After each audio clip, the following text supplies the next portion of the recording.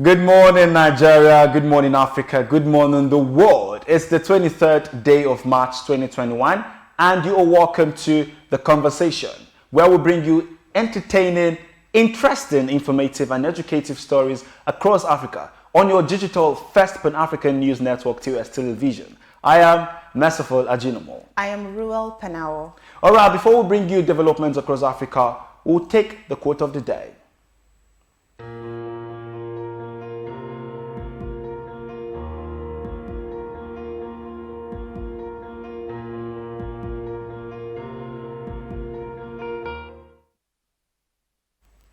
That's a Nigerian proverb that says, little by little, the bird builds its nest. What do you have to say about that, Real? I actually like it. I feel like it's a great way to start the day. I feel like it has to do with, taking things, like good things take time, obviously. So when someone hears something like that, it's like, oh, okay. So what if I decide to build my own nest fast by fast, like something like that? Whatever you see, you take it.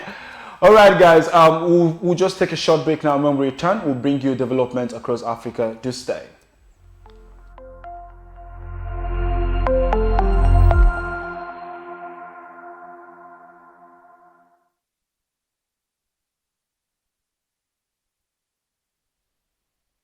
You're welcome back. We begin with Niger Republic, where Niger Republic's court on Sunday confirmed Mohamed Bazoum as the country's new president with more than 55% of the votes cast in last month's runoff. Former Interior Minister Bazoum was the preferred successor and right-hand man of outgoing President Mahamudu Issoufou.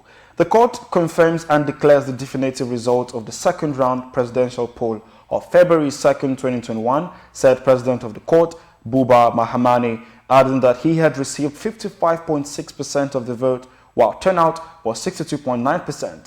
The court declared that Bazoum had a mandate for 5 years from April 2nd. The results were contested by the opposition, and violence in the capital, Niamey, claimed 2 lives. President Issoufou voluntarily stepped down after 2 5-year terms, paving the way for the first elected transition since independence from France in 1960. I think there's a good one for African countries where, leaders will voluntarily step down from office for, new leaders to take, to come into position. Because, we've always had some sort of issues, with people, willing to still stay in power. And, Nigerians have always commented about it on internet, on Twitter and everything. We have to rule and allow others rule and everything. Yes. I actually like this trend. I feel like it will set the pace for other African countries. Other African countries to follow. Yes. Makes sense. And on to Libya. Libya's new government of national unity, GNU, will continue to receive training and expertise from Ankara in line with the agreement struck with its predecessor, the Government of National Accord. Government sources say this is expected to put an end to the entry of Syrian mercenaries into the country, while the ones already present in Libya will be deported to Turkey. Head of the GNU, Abdul Hamid Dibebe, and new head of the Presidential Council, Mohamed Al-Menfi, will visit Turkey to review agreements signed between Tripoli and Ankara, as well as discuss the fate of mercenaries aligned with the GNA. Turkish President Recep Tayyip Erdogan noted that the sovereignty, independence, and unity of sisterly Libya are fundamental for Turkey, and Ankara will continue to provide all forms of necessary support to Libya, stressing the need to bolster and expand cooperation. On the side, Italian Foreign Minister Luigi Di Maio paid an unexpected visit to Tripoli on Sunday, the first by a European official since the formation of the GNU. All right, we come back home to Nigeria, where the former president of Nigeria, Chief Olusegun Obasanjo, Advisory Council Chairman and former president of Nigeria, has confirmed the new date for Intra-African Trade Fair 2021, saying that the new date would also give countries and businesses more time to prepare for IATF 2021. The second Intra-African Trade Fair is now set to take place from 8th to the 14th of December 2021. African Export-Import Bank, Afreximbank, the African Union and the government of Rwanda have decided to shift the date of the Continental Trade Fair, which was previously scheduled to hold from 6th to 12th September 2021, to allow for a broader rollout of COVID-19 vaccines across the continent and ensure that the event is held under the most optimal health conditions. The decision was made at the extraordinary meeting of the IATF 2021 Advisory Council held virtually on 18 March 2021, and the new date will enable organizers to take stock of all the latest safety precautions, allow for a wider rollout of COVID-19 vaccines, and to put in place effective COVID-19 safety and prevention protocols. That's good. Now in Congo, the Republic of Congo opposition candidate Guy Brice Parfait Colelas has died of COVID-19 as he was being transferred to France for treatment. His campaign director said Monday, the day after presidential elections, in which he was the main challenger. Colelas was seen as the main rival to veteran leader Denis Sassou Nguesso, who was expected to win Sunday's votes.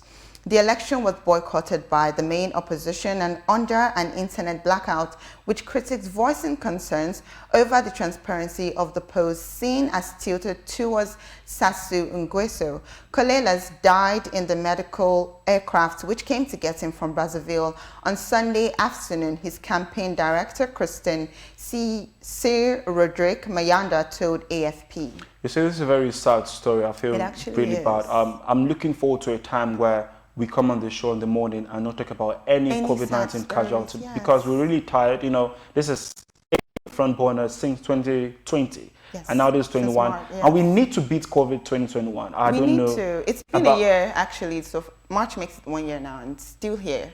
So yeah, vaccinations have been rolled out. You know, been advising people, you know, take proper precautions. You know, ensure that you're socially distanced from the next person and everything. But it's a sad one for this country, and I think it's very sad, actually. I think people should see this as an eye-opener and, you know, proceed to take their vaccinations as at when due.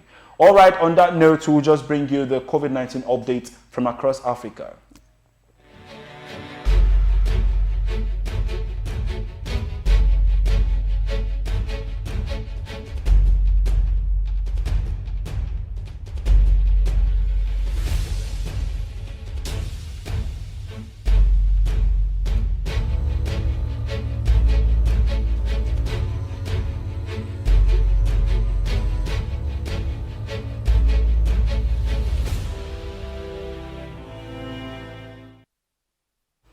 All right, like my co-host will always say, please, please, please ensure you follow all the COVID-19 protocols and guidelines.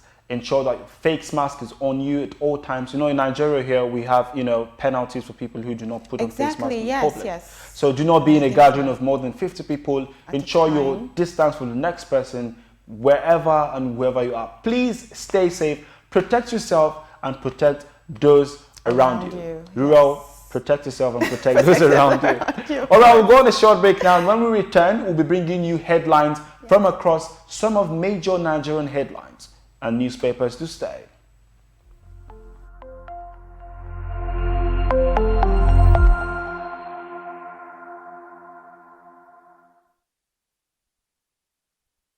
TOS TV Network mobile app is now available. You can now catch up on our breaking news, stream our programs live, watch out for the latest update on sports and politics as they unfold. You can also get notifications for our upcoming programs and events. All these on our TOS TV Network mobile app, available on Apple Store and Google Play Store. TOS TV News from Africa by Africans. Being a journalist means in-depth analysis that unravels hidden truths, that question the status quo and fact-checks government. These criminal elements hiding under the cloak of surveillance contractors are the APC elements. Do you have facts to prove that? Being a journalist means waking up every day with a burning desire for peace, equity, and justice for all citizens.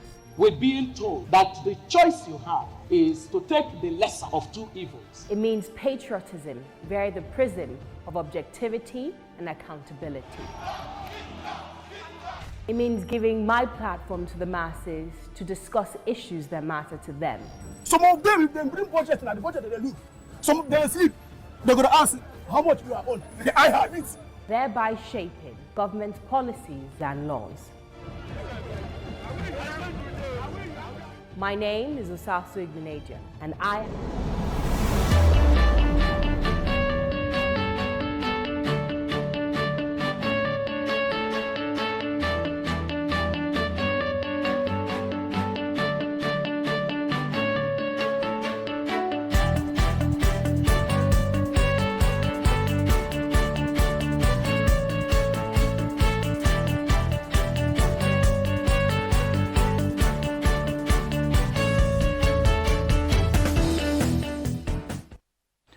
You're welcome back. It's still the conversation on your digital first Pan-African news network, TOS Television. And it's that time where we'll bring you reviews, headlines from some of the major Nigerian dailies. We begin with Nigerian Tribune, and from the very top, Nigeria loses 800 billion naira monthly to lack of 24-hour port operation, says the Shippers Association. That story can be found on page 6. And side by side, this reps summon CBN Governor coerce over alleged $1 billion arms deal. That can be found on page 4 of the Nigerian Tribune. And side by side is insurgency. Nigeria under critical threat, says the defense minister. That can be found on page 5 of the Nigerian Tribune. And we move over to the very gaping headline on this newspaper. Ondo people have chosen to stay in Nigeria. That's coming from Akeredolu. And the writer under it says, warns promoters of secession. That can be found on page 2 of Nigerian Tribune. And just beside the picture of the day, we see no citizen should be ordered to leave any part of the country, says the NEF. That can be found on page 2. And underneath it says, Bankole, Omishore, and Bode, others make 61-member APC Contact Strategy Committee. That can be found on page 4 of Nigerian Tribune. And next to it is, no Nigerian has developed adverse reaction to AstraZeneca vaccine. That's coming from the PTF, and that story can be found on page 5 of the Tribune. And just underneath, Amotekun seizes over 100 cows as herders run away. That story can be found on page 2 of the Nigerian Tribune. And the last story we have just beside the last picture underneath the newspaper, Ganduje says colleagues worried over attacks on governors despite tight security. And the writer underneath says, Reps Caucus can, that's the Christian Association of Nigeria, others express concern. And the next one is, don't politicize attack on me, Autumn warns, page 3. This is a very interesting story, actually, yes. Something I want to, get more details about, okay. Coming from the incident that happened to the Benue State Governor in his state's capital, yes. Makudi, and people have, it's generated so much reaction, people were talking about it. So he's saying, do not politicize anything. But I think we should grab a copy so we can, read the story. Yes, to find out actual details on it. Yes. All right. Well, from National Economy, the headlines, MSMEs to get $1 billion syndicated BOI loan support. And the next one, a double-edged oil windfall. Good for budget funding, big headache for fall pricing. Also, still on the front page, we have the leader to watch, Vitus Ezinwa, a seasoned HR professional. And right down there, we have Nigeria loses 800 billion naira monthly to lack of 24-hour port operation. That can be found on page 5. And finally, we have $1.5 billion PH refinery, that's Port Harcourt refinery. And from NNPC, we are doing rehabilitation, not TAM. That can be found on page 5. All right, we'll take the Daily Trust newspaper now. And again, we'll begin from the very top. Count us out of agitation for succession. That's coming from Akeredolu again. And just side by side is some Supreme Court decisions no longer make sense. That is Justice Rhodes Vivo talking about that. And that can be found on page 4 of the Daily Trust. And the next story is on COVID-19, federal government raises alarm over racketeering of vaccine. That can be found on page 4 of the Daily Trust. And we go on to the very obvious headline talking about insecurity. Nigeria on the brink. That's coming from Defense Minister. Talking about insecurity, Nigeria on the brink. And the writer underneath says, we'll kill all non-state actors, coming from CDS. Quit if you can't tackle insecurity. Afenifere is saying, stop scaring us, provide solution, ACF tells federal government. And the last writer says, situation, sign of weak governance, coming from the Northern Elders. And then we move on, just the story underneath the picture of the day, that's coming from the police. Ayeni no longer a shareholder in OMSL. The writer underneath says, say allegations against Okumbo are unfounded. Captain Hosa wants AGF, EFCC to take action. All the stories can be found on the Daily Trust newspaper. And on the Daily Times, at the front page, we have Media Practical Workshop for Journalists kicks off in Delta. Also, the main story is reps bemoan Nigeria's woes despite $80 trillion oil revenues in 40 years. And on insecurity, we have insecurity threatening Nigeria's existence and unity. That's from the Northern Elders, and the story can be found on page 3. Pertaining to the refinery, we are doing rehabilitation, not turnaround maintenance, NNPC. Story can be found on page 3. And pertaining to corruption, we have the story, corruption is deeply rooted in Nigeria, said retired Supreme Court Justice Rhodes Vivor, and that can be found on page 2. All right, we move on to the very last newspaper for today's episode of the show, and that's coming from the Leadership. And the very first story says Nigerians groan on the steady rise of food prices. And then the next one is COVID-19, 122,000 vaccinated, coming from the PTF. That can be found on page 6 of the Leadership. And over to the very obvious headline, that's Northern Elders alleged plot to weaken region ahead of 2023.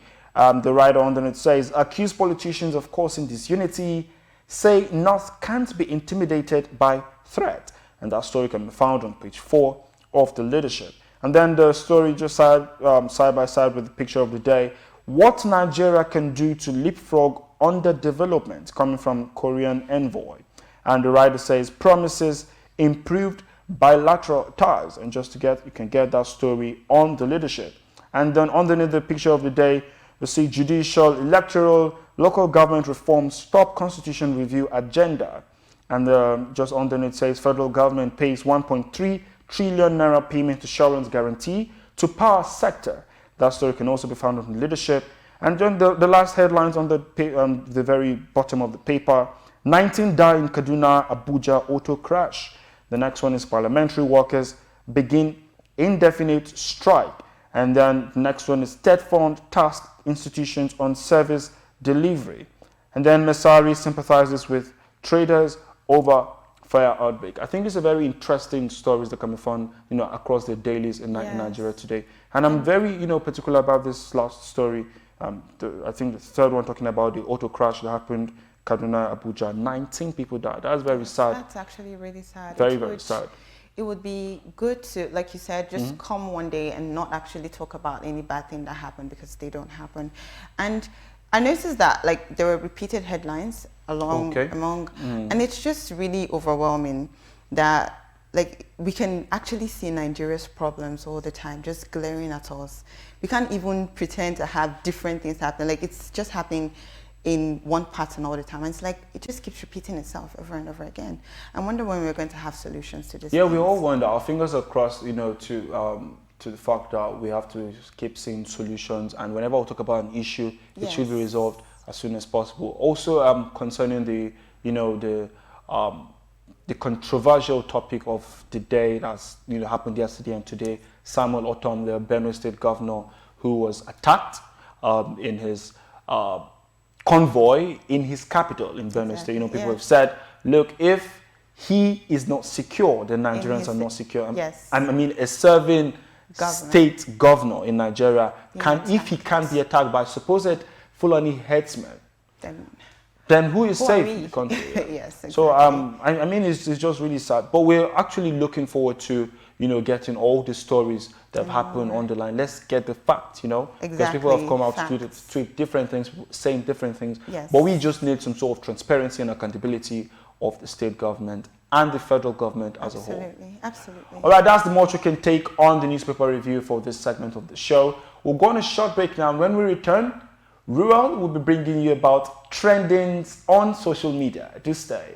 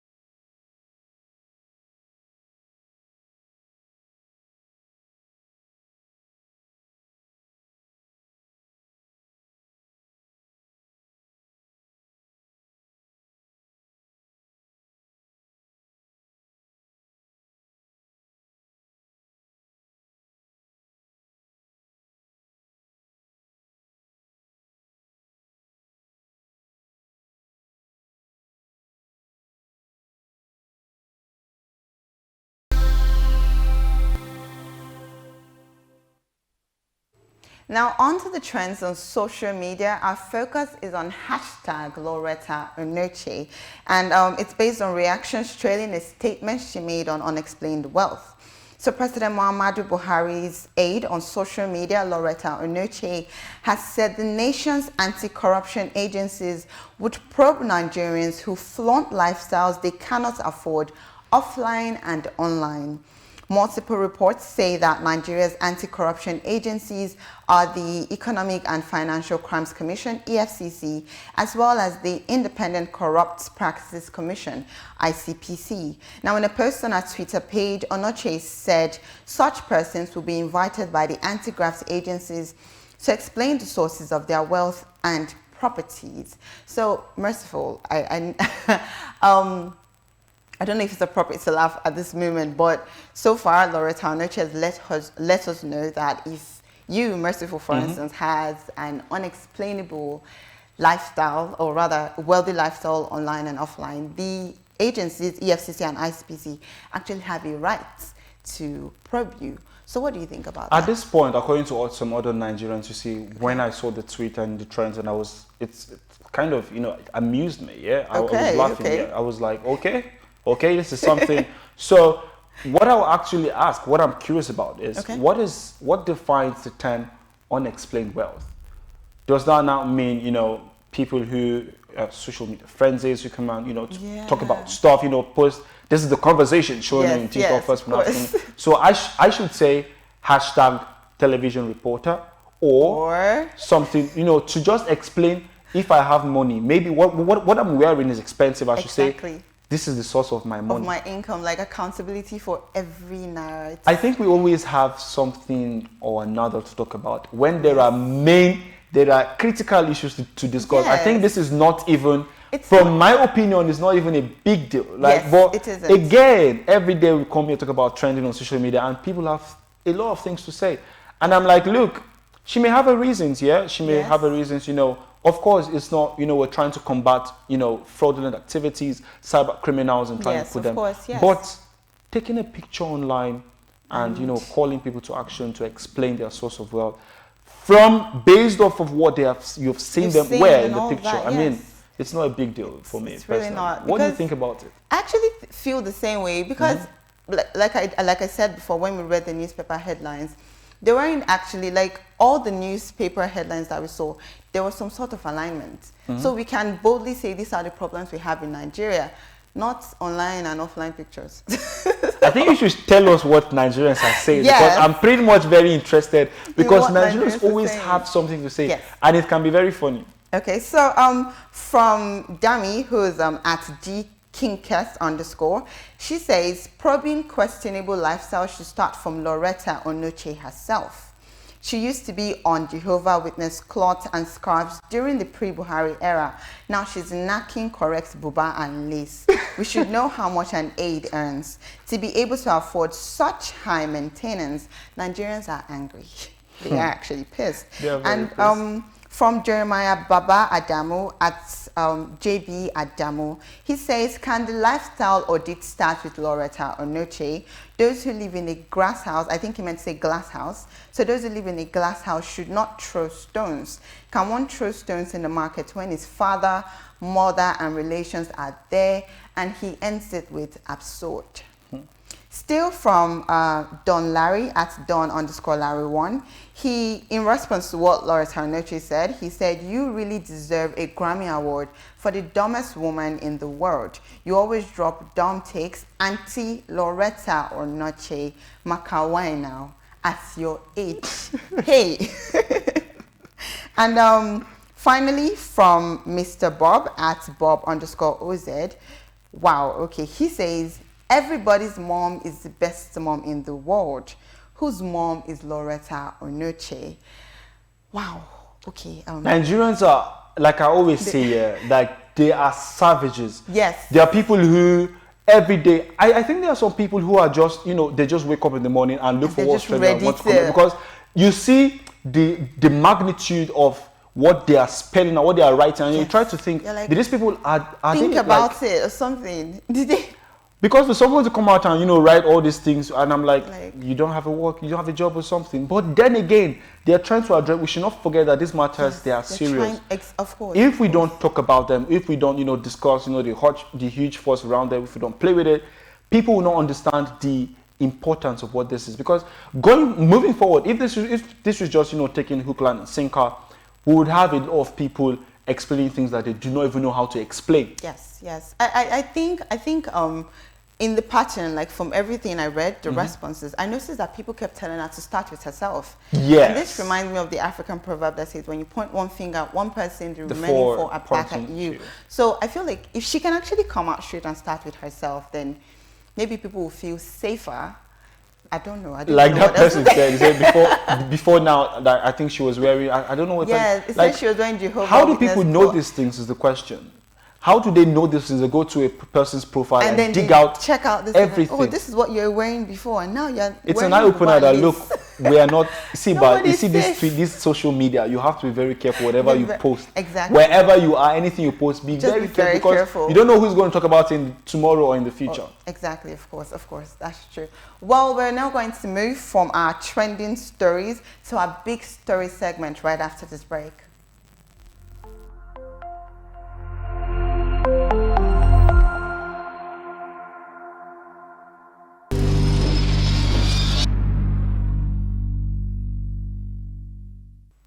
You're welcome back. It's still the conversation on your digital first Pan-African news network, TOS Television. And don't forget, you can be a part of the conversation by following us across all our social media handles. That is at TOS TV Network on Twitter, Facebook, Instagram, and of course, subscribe to our YouTube channel.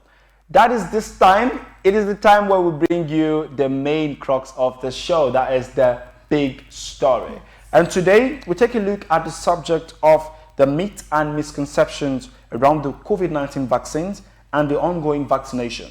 As of today, Nigeria has so far recorded 162,000 confirmed cases of COVID-19 and 2,030 related deaths, according to the Nigeria Center for Disease Control. And the figure will likely, rise further following a surge in fresh infection in recent days. Reports say over 8,000 doses have been administered so far since the vaccination campaign was rolled out. Nigerians have had differing opinions as to whether they should take the vaccine or not.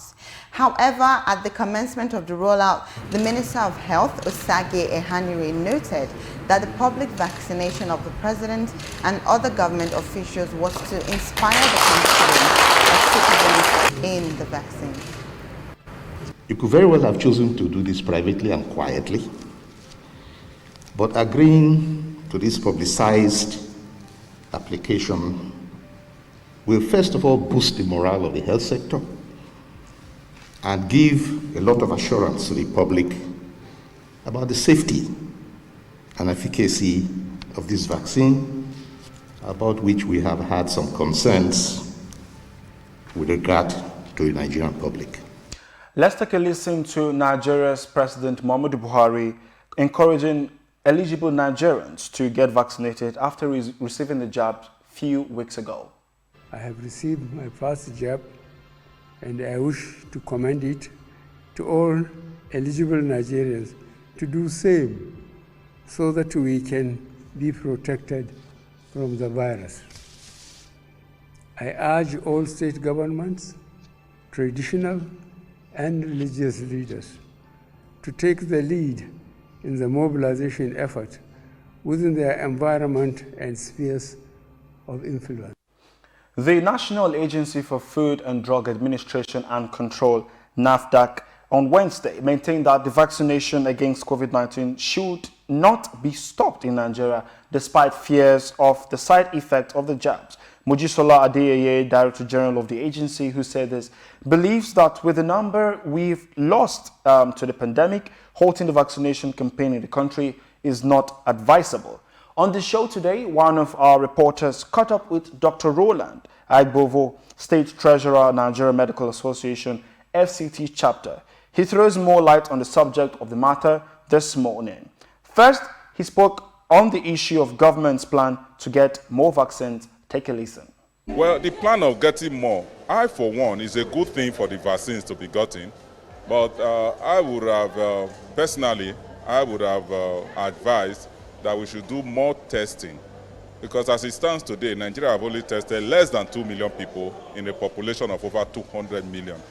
I think our attention should have been directed first and foremost towards testing more people. Let's have a statistics of the number of persons that actually have COVID-19 infection.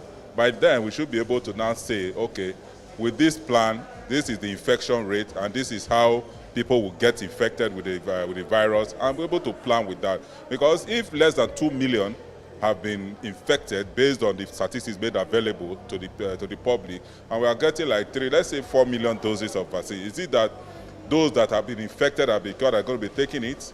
So I think we should have to do this thing systematically, not just dabbing into getting vaccines and all of that. But getting the vaccine is a...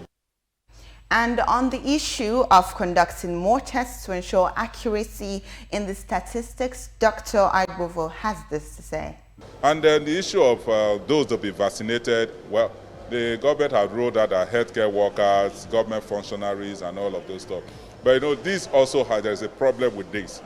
Problem is in the sense that if you say frontline workers, the healthcare workers, the government functionaries, and all of those stuff, with 4 million doses, and each person is supposed to take 2 doses of this vaccine, so we are looking at about only 2 million people taking this vaccine. And with these 2 million, do we really have the statistics of the people who actually would take these vaccines? Now, other clients, they pay priority to, they prioritize the frontline workers, the veterans or the elderly, that those are the journalists, those that actually are really, really exposed. But I don't think we have those statistics. And now, as it stated, it has started in Abuja and other states and all of those stuff.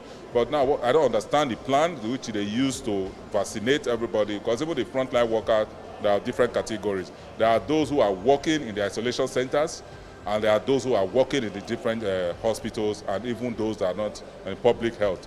So how this is going to be done, I really don't know. But I believe that, yes, give priority to frontline workers. Then the government of functionaries, because they also engage in day-to-day business. So with that, but all of this is actually based on statistics. If you don't have statistics, they're going to be garbage in, garbage out. And there are a whole lot of people who might also take the vaccine and leave Abuja and go elsewhere and perhaps want to take the vaccine again, because we have this propensity to abuse anything given to them. Mr. Chilai.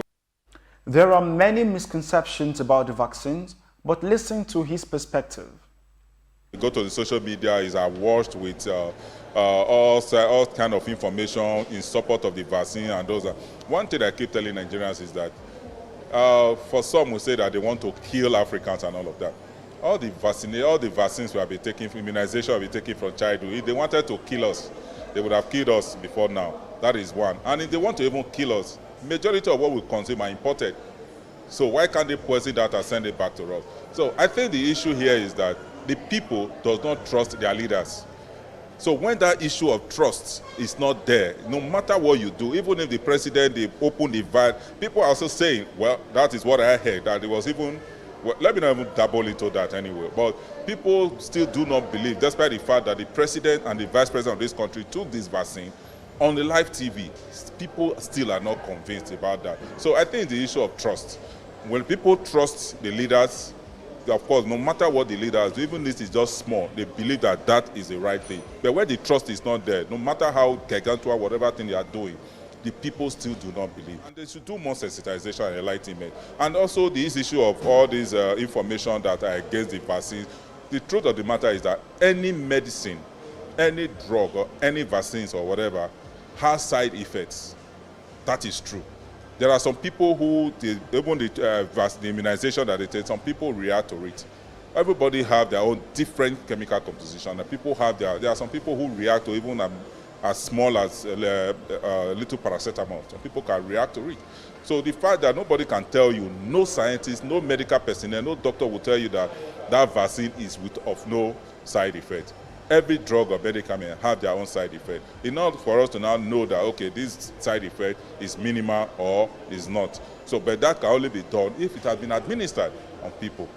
So then you can also collect information and say, okay, so and so number of persons reacted to this vaccine, and so maybe they have to be, this group has to be exempted from this vaccine. They have to look for another way out where they can be vaccinated. Well, that's it on Conversation today. It is very important that we follow and, take proper precaution to combat COVID-19. We have no choice but to win this fight against COVID-19. Wear a face mask, ensure you're socially distanced from your neighbor, and please avoid social gatherings. Don't forget you can, stay updated with the conversation across all social media platforms on TOS Television Network. That is at TOS TV Network on Twitter, Facebook, Instagram, and also subscribe on our YouTube page, TOS Television Network. Thank you so much for watching. Don't forget we have so much programs for you lined up for your listening and viewing pleasure.